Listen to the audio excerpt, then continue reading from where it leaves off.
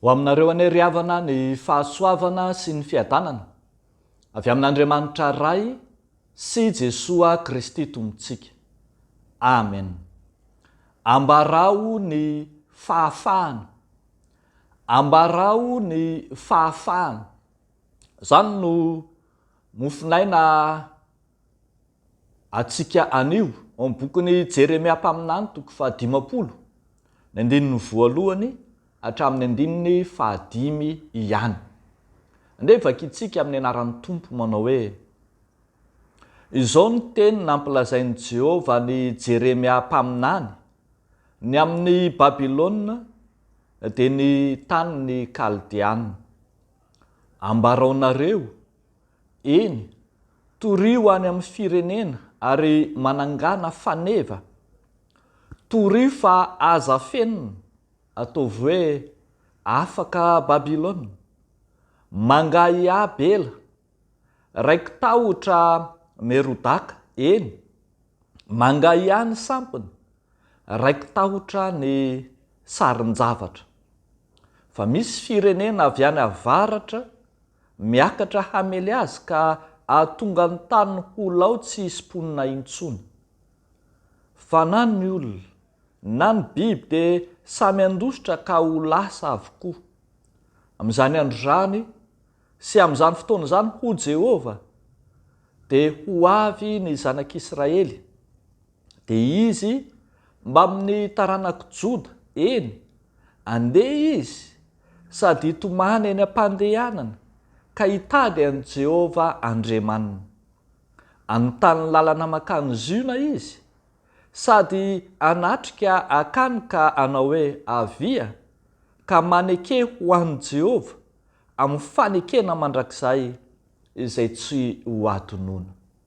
Ray Masino, manamasinanay amin'ny fahamarinana, ny teninao no fahamarinana. Amen. Ambarao ny fahafahana. Anjaran'ny Babilôna indray zao. Babilôna lay firenena nanana ny tanjany, lay firenena nanravarava, nanapatra fahefana, nanjakazaka nandritra ny taona maro. Ary azo lazaina mihitsy fa firenena sy fanjakana tsy azo ampiroroana. Nanana an'izay maizy azy ary nanana ny Andriamanitra nivavahana, tao ny nantsoina hoe Bela, tao ny Merodaka izay Andriamanitra nasionaly ho an'ny Babilôniana manontolo mihitsy. Tena niondrika teo anatrehan'izany Merodaka zany izao tontolo izao noho ny tanjaky ny miaramila izay tao amin'ny Babilôna. Fa ambaran'izao faminaniany Jeremia izao fa misy fetrany, tonga ny fotoana anjaran'ny Babilôna indray zao no hizaka ny fitsaran'Andriamanitra sy ny famaizan-tsotoa. Dia indro misy ity faminaniana lava dia lava, toko 2, ny toko 50 sy ny toko 150, dia samy manambara ny amelezana any Babilôna avokoa. Ambara eto ry havako malala fa tonga ny andron'ny Babilôna ka ho tanteraka aminy izay efa naminaniany Jeremia azy ihany. Any amin'ny toko 470, azontsika jerena, toko 520, azafady, ny andininy 220, dia hoy ny voalaza hoe: ary rehefa tapitra ny 70 taona, o Jehova, dia ho valiko kosa ny mpanjakan'ny Babilôna sy izany firenena izany noho ny elony, ary ny tanin'ny Kaldiana koa dia ataoko rava mandrakizay. Rehefa tapitra ny fahababoana 70 taona, dia isy firenena hipotra tampoka avy any avaratra. Tsy hampoziny Babilôna ny nipoiran'ny mpanjakan'ny Persia tany amin'ny 730 taona talohan'i Jesosy Kristy tany. Lay nahatonga any Babilôna ray manontolo ho afa-baraka, ho tonga fahamenarana. Eny, afaka Babilôna mangay Abela raiky tahotra Merodaka. Eny, tonga menamenatra ny sampiny satria resy anaty. Fa tsy izay maharesy amin'ny Babilôna loatra no mahafaly sy tokony ho ambarana, fa midika zany fa manova ny tantaran'Andriamanitra fa ny faharesen'ny Babilôna, ny famelezana ny Babilôna eto dia midika ho fahafahana, fanafahana ny vahoaka jiosy, ny Joda izay voageja nandritra ny 70 taona. Dia indro ary fahafahana anavaozan'Andriamanitra ny fanekeny indray amin'ny vahoaka jiosy, amerenana ireto jiosy reto amin'ny fifandraisana amin'ny laoniny amin'Andriamanitra indray.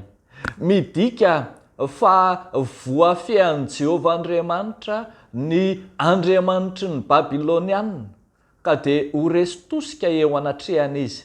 Midika zany fa tsy ny Babilôniana ny matanjaka indrindra fa Jehovah Andriamanitra.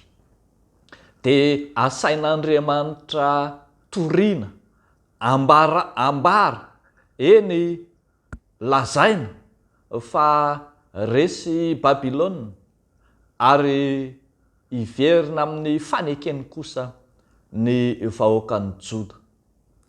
Revako malala ao amin'ny Tompo, manambara fanafahana, miantso fahafahana ho antsika Andriamanitra. Ary efa niteny mihitsy aza Jesosy Kristy manao hoe raha ny zanaka no hanafaka anareo dia ho afaka tokoa ianareo.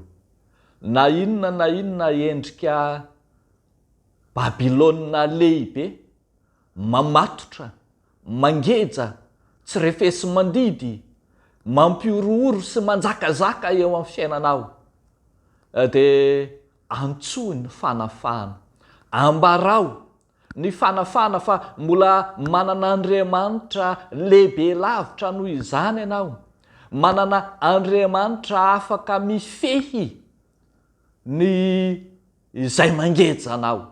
Be ny revako malala ny azon'olana tonga teo amin'ny Jesosy Kristy. Misy an'izany demoniaka tsy voatazony gadra zany, ny gadra vy sy ny bloky azo tamin'ny tongony sy ny tanany aza no tapahany, saingy voafian'i Kristy zany ka tonga olona afaka izy. Manao ihany koa revako malala, aza manao hoe za ve zany dia tena ho afaka tokoa? Raha miteny ny Tompo manao hoe raha ny zanaka no afaka anareo dia ho afaka tokoa ianareo. Afaka ianao, antsoa ny fanafahana, ambarao ny fanafahana fa aza mieritreritra foana dia ho afaka tokoa ve? Dia za ve moa dia ho afaka eo? Tsarovy revako malala, fa lehibe lavitra noho izay mamatotra anao, lehibe lavitra noho izay mangeja anao, lehibe lavitra noho izay anananao fahazarana nandritra ny taona maro aza, ny Andriamanitra ivavahanao dia Jesosy Kristy zany. Aoka hiantso fahanafahana ianao, fa tsy eritreritra lava hoe mbola voageja mandrakariva ka lehibe ny olako ka tsy ho vitsy zany, impossible. Tsy ariavako, antsoa ny fanafahana, sahy miteny fa afaka ianao, efa noafahan'i Kristy ianao. Kristy ny miditra manafaka anao, mampiasa amin'ny fomba tsy takatry ny saina. Eny, lehibe lavitra noho ny olanao Andriamanitra.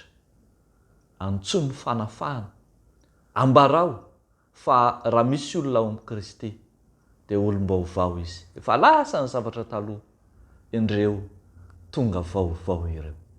Dia ho an'Andriamanitra irery an'ny voninahitra amen. Ivavaka isika.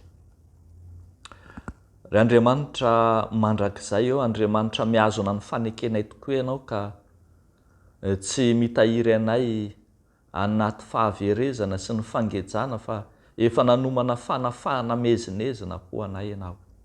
Izany no ideranay sy ankalazanay anao mandrakariva.